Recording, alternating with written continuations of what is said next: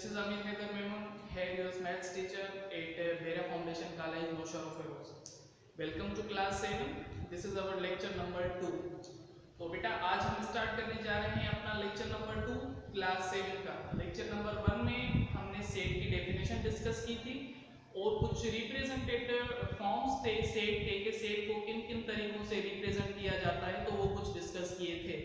तो आज हम स्टार्ट करने जा रहे हैं अपना लेक्चर नंबर 2, जो कि है आपके पास types of set. Types of set, ठीक है। सबसे पहली जो टाइप मिली हुई है आपके किताब में वो है empty set. Empty set type number 1 जो किताब में मिली हुई है वो है आपके पास एम्प्टी सेट, या इसको एक और नाम भी दिया जाता है नल सेट, ठीक है। एम्प्टी सेट बोले या नल सेट बोले एक ही बात है। होता क्या है इसमें ये होता है कि एक ऐसा सेट जिसमें कोई भी मेंबर ना हो, जिसमें कोई भी एलिमेंट ना हो, तो उस सेट को नल सेट बोला जाता है या एम्प्टी सेट बोला जाता है। डेफिनेशन किस तरह से कंसीडर करेंगे? A set which consists no any element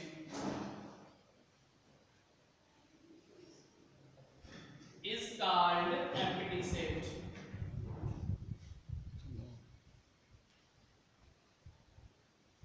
इसका एम्प्टी सेट मतलब कि एक ऐसा सेट है आपके पास जिसके सेट में मेंबर्स ना हो, कोई भी मेंबर ना हो, तो उस सेट को एम्प्टी सेट बोला जाता है। किस तरह से कंसीडर करेंगे?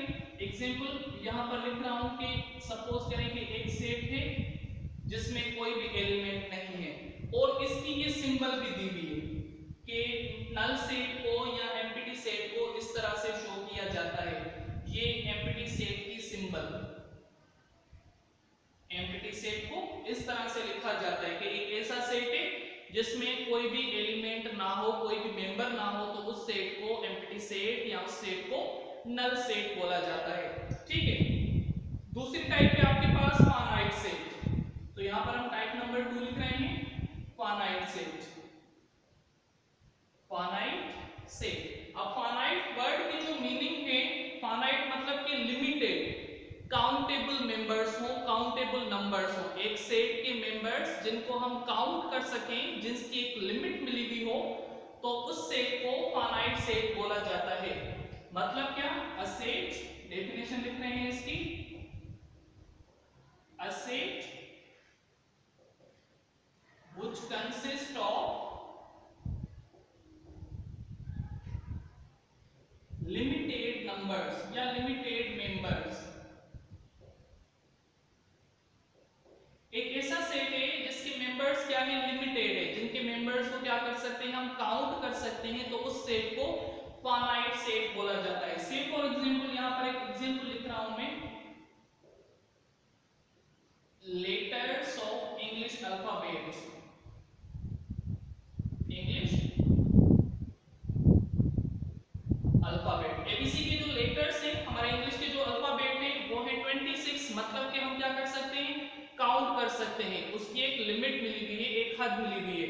तो इस तरह के सेट को फाइनाइट सेट बोला जाता है। इसके अपोजिट एक और टाइप है जिसको इनफाइनाइट बोला जाता है। इनफाइनाइट सेट,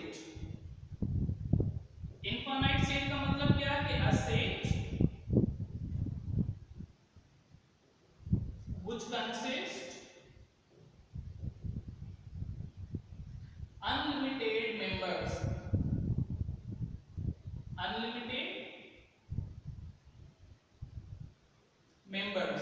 एक ऐसा सेट है जिसके मेंबर्स क्या हैं? अनलिमिटेड हैं, जिनके मेंबर्स को हम काउंट नहीं कर सकते, जिनके मेंबर्स की कोई बाउंड्री, कोई लिमिट नहीं मिली हुई हमें, तो उस सेट को इनफाइनाइट सेट बोला जाता है, ठीक है। तो यहां पर हम लिख रहे हैं एग्जांपल इसका कि इनफाइनाइट सेट का एग्जांपल किस तरह से कंसीडर किया जाएगा। सपोज करें कि ये एक ए सेट है, 1 2 3 4। अब देखें इसके आगे 4 के आगे डैश डैश दिया हुआ है। जब डैश डैश दिया हुआ है 4 के आगे, तो मतलब कि ये अनलिमिटेड है, इसकी कोई बाउंड्री, कोई लिमिट नहीं मिली हुई हमें। जब कोई लिमिट ही नहीं मिली हुई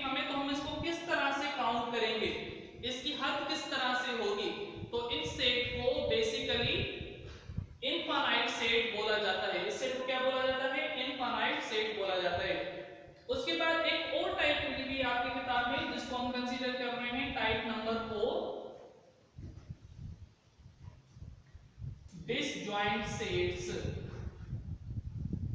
टाइप नंबर 4 है यहाँ पर डिसजॉइंट सेट। डिसजॉइंट सेट की डेफिनेशन से पहले एक वर्ड है ज्वाइंट। ज्वाइंट मतलब कि कनेक्शन, कनेक्टिविटी हो, मिले हुए हो आपस में, ठीक है। तो डिसजॉइंट सेट का क्या मतलब होगा? डिसजॉइंट सेट को हम इस तरह से कंसीडर करेंगे कि ऐसे दो या दो से ज्यादा सेट्स जिनमें कोई भी एलिमेंट सेम ना हो, जिनमें कोई कनेक्टिविटी ना हो, कोई ज्वाइंट ना हो, तो इस तरह के सेट को डिसजॉइंट सेट बोला जाता है, ठीक है। मतलब क्या लिखेंगे किस तरह से? Two or more sets having no any common or similar element or similar member, ठीक है। दो हो या दो से ज्यादा सेट्स हो जिनमें कोई भी एलिमेंट, कोई भी मेंबर एक जैसा ना हो, तो उन दो सेट्स को डिसजॉइंट सेट बोला जाता है। एग्जांपल किस तरह से लें हम इसकी?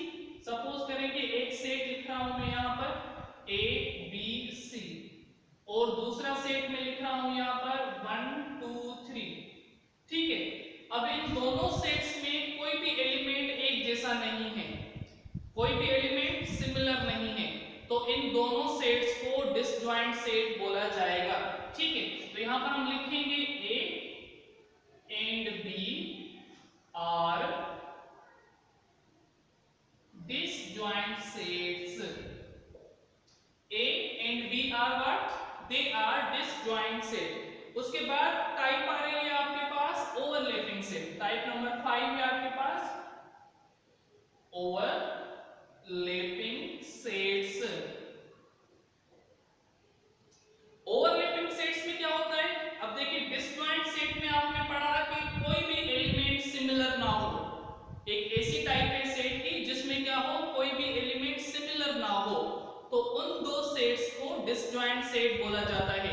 ओवरलैपिंग सेट में किस तरह से होगा कि इसमें कहा जा रहा है कि कम से कम एटलीस्ट वन एलिमेंट सेम हो। दो सेट या दो से ज्यादा सेट्स में एटलीस्ट एक एलिमेंट एक जैसा हो, तो उन दो सेट्स को ओवरलैपिंग सेट बोला जाएगा, ठीक है। तो ओवरलैपिंग सेट की डेफिनेशन इस तरह से लिख रहे हैं कि टू और मोर sets having at least one common element, at least one common element होना चाहिए, तो उन दो सेट्स को आप कंसीडर करेंगे कि वो दो सेट्स क्या है आपके पास? वो दो सेट्स आपके पास ओवरलैपिंग सेट्स हैं। से फॉर एग्जांपल एक सेट ए है आपके पास 1 2 3, और दूसरा सेट आपके पास है बी 2 4 6, ठीक है। एक सेट आपके पास 1 2 3 का है और दूसरा सेट है आपके पास 2 4 6 का। तो यहां पर देखिए 2 सिमिलर है, 2 इसमें भी है 2 इसमें भी है, तो एटलीस्ट वन कॉमन एलिमेंट, एक से ज्यादा भी हो सकते हैं कॉमन, जरूरी नहीं कि वन ही कॉमन हो, एक ही एलिमेंट कॉमन हो। एटलीस्ट का मकसद ये होता है कि लाजमी है कि एक एलिमेंट कॉमन हो, एक से ज्यादा भी कॉमन हो सकते हैं, एक से ज्यादा भी सिमिलर एलिमेंट्स हो सकते हैं। तो इसको लिखेंगे हम इस तरह से कि A and B are overlapping sets. A और बी क्या है आपके पास? ओवरलैपिंग सेट्स है। उसके बाद भी कुछ टाइप्स आ रही हैं आपके पास।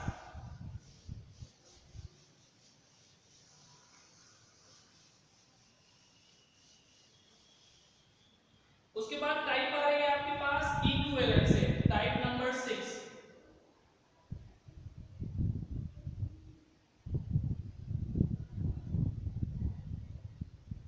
Equivalent sets. अब देखें इक्विवेलेंट सेट उन सेट्स को बोला जाता है जिन दो या दो से ज्यादा सेट्स के नंबर ऑफ एलिमेंट्स एक जैसे हो, नंबर ऑफ एलिमेंट एक जितने हो, ठीक है। मतलब कि अगर एक सेट में 3 मेंबर हैं तो दूसरे सेट में भी लाजमी 3 मेंबर होने चाहिए। अगर एक सेट में 4 मेंबर हैं तो दूसरे सेट में भी 4 मेंबर होने चाहिए। तो इस तरह के सेट्स को इक्विवेलेंट सेट बोला जाता है। डेफिनेशन इसकी किस तरह से लिखेंगे कि two or more sets, two or more sets having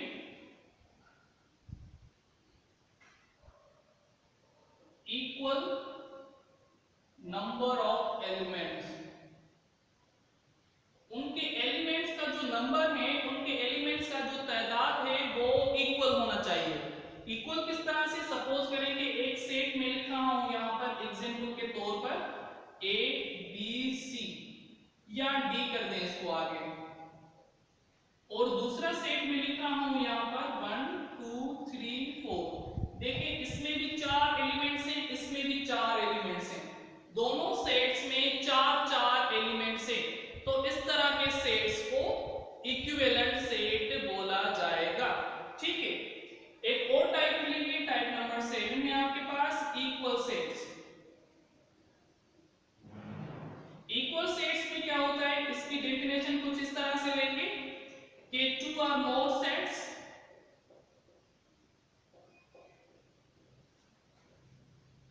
having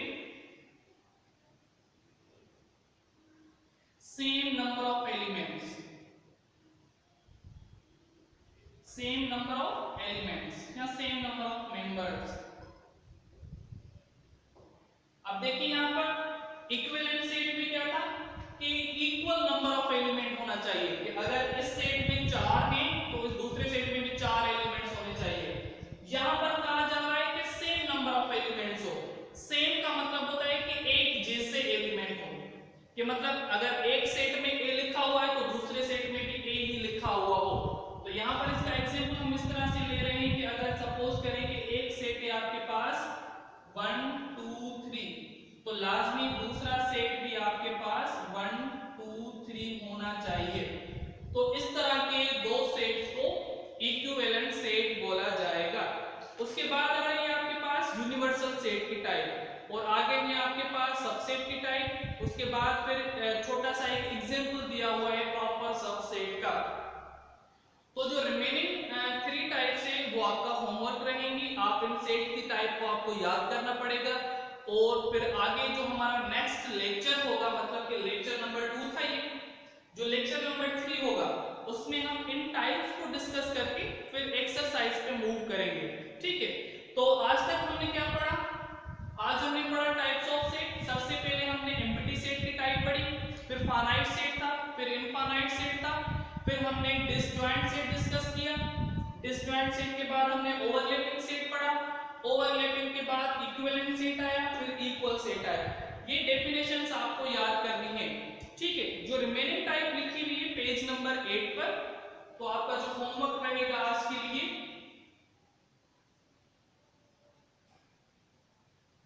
types of set, book page number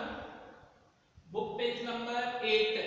ऊपर 3 टाइप्स लिखी हुई हैं, ये आप क्या करेंगे, एक पेज पर लिख के डेफिनेशंस को याद करके व्हाट्सएप ग्रुप जो बना हुआ है क्लास 7 का, उसमें आप ये कमेंट करेंगे या उसमें आप ये शेयर कर देंगे।